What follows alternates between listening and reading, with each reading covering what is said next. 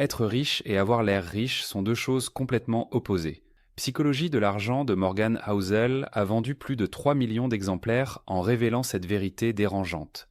Dans les 11 prochaines minutes, vous allez découvrir pourquoi vos décisions financières sont à 80% psychologie et seulement 20% mathématiques et comment cette compréhension change absolument tout. Morgan Housel est analyste financier et journaliste. Pendant 15 ans, il a observé un paradoxe fascinant. Certaines personnes avec un QI de génie font faillite. D'autres, avec une intelligence moyenne, deviennent millionnaires. Pourquoi ? Parce que l'argent n'est pas une question de mathématiques. C'est une question de comportement humain, d'émotion, de psychologie. Husserl explique que nous apprenons les mathématiques de l'argent à l'école. Intérêt composé, budget, investissement. Mais personne ne nous enseigne comment gérer nos émotions face à l'argent. Personne ne nous dit pourquoi nous achetons des choses dont nous n'avons pas besoin pour impressionner des gens que nous n'aimons même pas.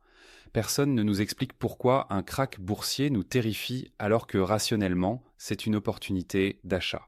Ce livre révèle 20 leçons psychologiques sur l'argent. Nous allons explorer les 8 plus puissantes.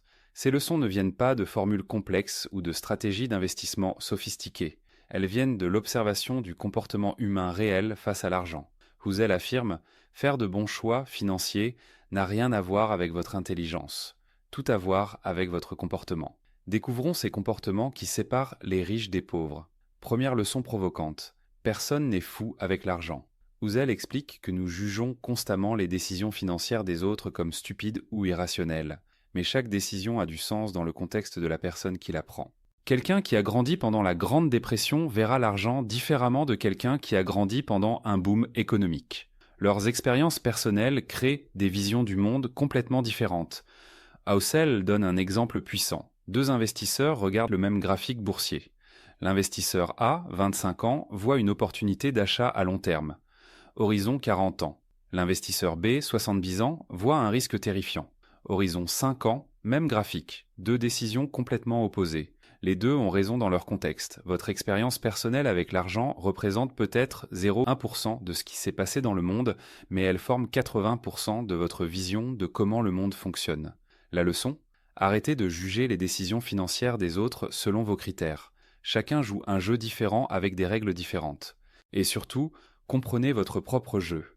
Quelles sont vos expériences qui façonnent votre relation à l'argent ? Votre enfance, vos parents, vos échecs passés ? Comprendre votre psychologie personnelle est le premier pas vers de meilleures décisions financières. Deuxième leçon inconfortable, la chance et le risque sont deux faces de la même pièce. Bill Gates est allé à l'une des rares écoles secondaires au monde avec un ordinateur en 1968. Quelle chance extraordinaire! Cette opportunité a changé sa vie.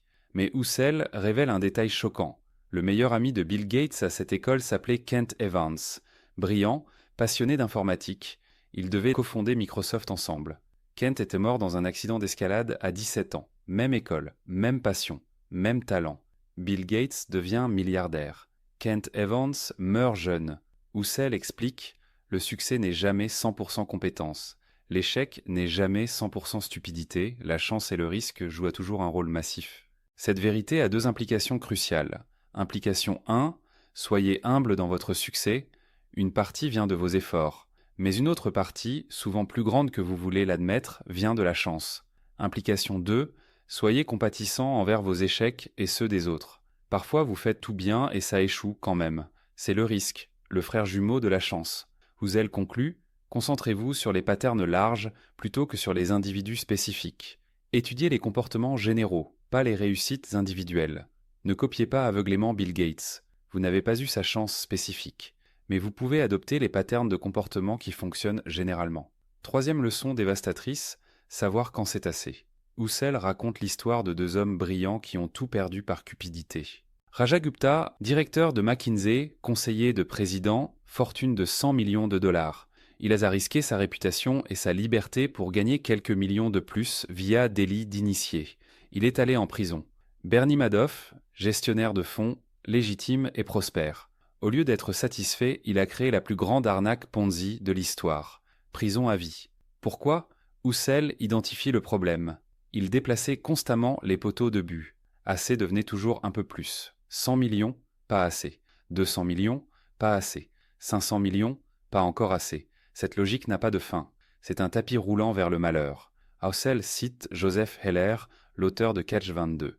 Lors d'une fête chez un milliardaire, quelqu'un dit à Heller « Cet homme gagne plus en une journée que ton livre n'a gagné dans toute son histoire. » Heller répond « Oui, mais j'ai quelque chose qu'il n'aura jamais. Assez. » Les deux règles de assez. Règle 1. La chose la plus difficile en finance est de dire « j'ai assez et je ne risquerai pas ce que j'ai pour obtenir ce dont je n'ai pas besoin ». Règle 2. Le point de bascule social est quand vous arrêtez de comparer votre richesse à celle des autres et commencez à apprécier ce que vous avez. Housel avertit « Il n'y a pas de raison de risquer ce que vous avez et dont vous avez besoin pour obtenir ce que vous n'avez pas et dont vous n'avez pas besoin. Définissez votre assez, sinon vous ne l'atteindrez jamais, peu importe combien vous gagnez. » Quatrième leçon, et elle explique pourquoi Warren Buffett est si riche. Les intérêts composés sur une longue période. Warren Buffett vaut 84 milliards de dollars. Mais voici le détail que personne ne mentionne. 90,5 milliards de ces 94 milliards ont été accumulés après ses 65 ans. Si Warren Buffett avait pris sa retraite à 60 ans, vous n'auriez jamais entendu parler de lui. Il ne serait qu'un investisseur modérément riche. Housel explique « Le talent de Buffett n'est pas d'être le meilleur investisseur du monde. Son talent est d'être un investisseur exceptionnellement bon pendant une période exceptionnellement longue. Il a commencé à investir à 10 ans. Il a maintenant plus de 90 ans d'intérêts composés. La leçon contre-intuitive, vous n'avez pas besoin de rendements énormes. Vous avez besoin de bons rendements maintenus sur une très longue période. 10% par an pendant 50 ans, bat 20% par an pendant 10 ans. Housel compare deux investisseurs. Jim Simons, meilleur rendement annuel de l'histoire, 66% par an. Mais il a commencé tard. Fortune, 21 milliards. Warren Buffett, rendement annuel moyen, 22%, mais il a commencé à 10 ans. Fortune, 84 milliards. Rendement inférieur, plus temps plus long, égale plus de richesse.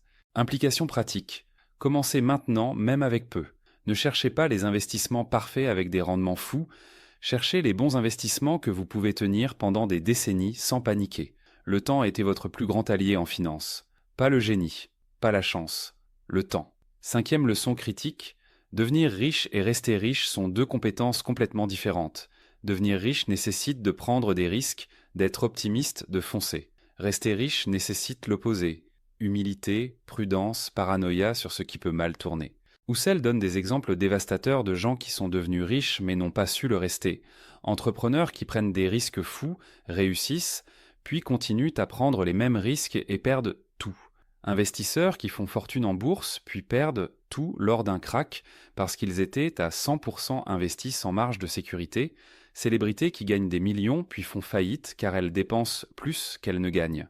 La formule pour rester riche. Survie avant tout. Housel cite « Plus vous survivez longtemps, plus vous laissez les intérêts composés faire leur magie. Ne faites jamais rien qui puisse vous éliminer du jeu. Évitez la dette massive. Évitez les paris uniques. Ayez toujours un plan B. Planifiez pour que vos plans échouent. Assumez que vos prévisions seront fausses. Ayez une marge de sécurité énorme. Soyez optimiste sur le long terme, paranoïaque sur le court terme. Le monde s'améliore sur 50 ans. Mais il y aura des cracks, des récessions, des surprises terribles en cours de route.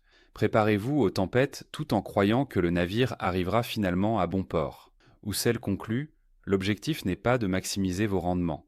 L'objectif est de maximiser vos chances de rester dans le jeu assez longtemps pour que les intérêts composés fonctionnent. » Sixième leçon, souvent ignorée, vous allez changer et c'est un problème financier majeur. À 20 ans, vous décidez de devenir avocat. Vous étudiez pendant 7 ans, vous vous endettez de 200 000 euros. À 30 ans, vous réalisez que vous détestez le droit.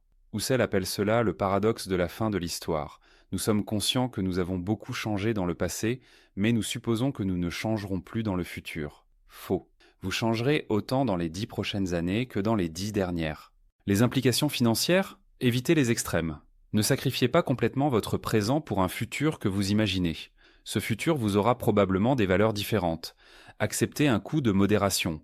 Housel recommande « Faites des plans financiers qui vous laissent de la flexibilité pour changer d'avis. Ne vous enfermez pas dans une carrière de 40 ans, une maison gigantesque avec un crédit de 30 ans ou un style de vie rigide. Priorisez le contrôle sur le revenu. La chose la plus constante que les gens veulent à travers le temps, le contrôle sur leur vie. Construisez une vie financière qui maximise votre autonomie. » Housel conclut « Le regret le plus courant des personnes âgées, j'aurais aimé avoir le courage de vivre une vie fidèle à moi-même, pas la vie que les autres attendaient de moi. Construisez une vie financière flexible qui peut s'adapter quand vous changerez inévitablement. 7e leçon, et c'est la plus contre-intuitive du livre. La richesse est ce que vous ne voyez pas. Husserl explique. Nous associons la richesse aux voitures de luxe, aux montres Rolex, aux vêtements de marque, aux maisons immenses. Mais la vraie richesse est invisible. C'est la voiture de luxe que vous pourriez acheter mais que vous n'achetez pas. C'est le compte d'investissement qui grossit silencieusement. La distinction cruciale, avoir l'air riche égale dépenser de l'argent pour acheter des choses visibles. Être riche égale avoir de l'argent que vous ne dépensez pas. Husserl raconte, un ami gagne 200 000 € par an. Il conduit une Porsche, porte une Rolex, vit dans une maison de 2 millions. Mais il a 0 épargne. Il paraît riche, mais il est fragile financièrement. Un autre ami gagne 100 000 € par an. Il conduit une Toyota, vit modestement. Mais il a 500 000 € investis. Il ne paraît pas riche, mais il est riche et libre. Le paradoxe mortel, plus vous dépensez pour avoir l'air riche, moins vous êtes réellement riche. La vraie richesse, c'est la liberté, les options, la flexibilité. Une Porsche dans votre garage ne vous donne pas de liberté. Elle vous rend esclave de paiements mensuels et de l'opinion des autres. 500 000 € investis vous donnent la liberté de quitter un travail toxique, de poursuivre une passion, de dire non. La leçon de Husserl, construire de la richesse nécessite de l'humilité. Ne pas dépenser l'argent que vous avez. C'est difficile parce que c'est invisible et donc difficile à valoriser socialement. Demandez-vous, est-ce que je construis ma vie pour impressionner les autres ou pour ma propre liberté? Parce que ces deux objectifs sont souvent opposés. 8e et dernière leçon, le rendement le plus élevé de l'argent est le contrôle sur votre temps. Husserl cite des recherches. Le plus grand facteur de bonheur n'est pas le revenu absolu. C'est le contrôle que vous avez sur votre temps. Quelqu'un qui gagne 60 000 € par an mais contrôle totalement son emploi du temps est plus heureux que quelqu'un qui gagne 120 000 € mais dont chaque minute est dictée par un patron. Pourquoi le contrôle est si puissant? Parce qu'il vous permet de faire ce que vous voulez, quand vous voulez, avec qui vous voulez, aussi longtemps que vous voulez. C'est la définition ultime de la richesse. Husserl raconte « J'ai interviewé des centaines de millionnaires. La phrase la plus commune « Je peux faire ce que je veux de mes journées. Jamais. J'ai une belle maison ou je conduis une Ferrari. » Comment construire cette liberté? Vivez en dessous de vos moyens. Investissez la différence. Augmentez votre taux d'épargne, pas nécessairement votre revenu. Priorisez les emplois et carrières qui donnent de l'autonomie. Husserl conclut « Le but de l'argent n'est pas d'acheter des choses de luxe. Le but de l'argent est d'acheter du temps et de l'autonomie. Utilisez votre argent pour acheter votre liberté, pas pour impressionner les voisins. » Psychologie de l'argent révèle une vérité fondamentale. Vos décisions financières sont rarement rationnelles. Elles sont émotionnelles, psychologiques, humaines, et c'est normal, c'est même inévitable. Les 8 leçons essentielles. 1. Personne n'est fou, chacun a sa propre expérience qui façonne sa vision. 2. Chance et risque, le succès n'est jamais 100% compétence. 3. Jamais assez, définissez votre assez ou vous ne serez jamais satisfait. 4. Intérêt composé, le temps bat le génie. 5. Devenir versus rester riche, ce sont deux jeux différents. 6. Vous allez changer, construisez de la flexibilité. 7. Richesse invisible, avoir l'air riche n'égale pas être riche. 8. La liberté, le meilleur rendement de l'argent est le contrôle de votre temps. Morgan Housel nous rappelle que la finance personnelle est plus personnelle que finance. Vos émotions, votre histoire, votre psychologie comptent plus que n'importe quelle formule mathématique. Voici 3 actions que vous devez faire cette semaine. 1. Définissez votre assez. Écrivez sur une feuille « J'aurai assez d'argent quand ». Soyez spécifique, un chiffre précis. Puis engagez-vous à ne jamais déplacer ce poteau de but. Cette clarté vous sauvera de la cupidité destructrice. 2. Calculez votre taux d'épargne actuel. Combien de pourcentage de votre revenu épargnez-vous chaque mois? Si c'est moins de 20%, trouvez une dépense avoir l'air riche à éliminer. Cette Porsche louée, ces vêtements de marque, ce restaurant à 200 €, redirigez cet argent vers votre liberté future. 3. Faites le test de la richesse invisible. Listez vos 5 derniers achats significatifs. Pour chacun, demandez-vous honnêtement. Ai-je acheté ça pour moi ou pour impressionner les autres? Si c'est pour les autres, vous construisez la mauvaise vie. Ajustez immédiatement. La vraie richesse n'est pas ce que vous possédez. C'est la liberté de faire ce que vous voulez, quand vous voulez, avec qui vous voulez. Tout le reste n'est que du théâtre social. Arrêtez de jouer pour le public. Commencez à construire pour votre liberté.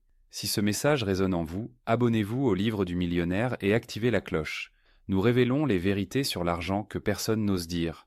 Dites-moi en commentaire, quelle leçon vous a le plus choqué? Et quel livre voulez-vous voir résumé? Merci de votre écoute. Vous savez maintenant que la richesse est invisible.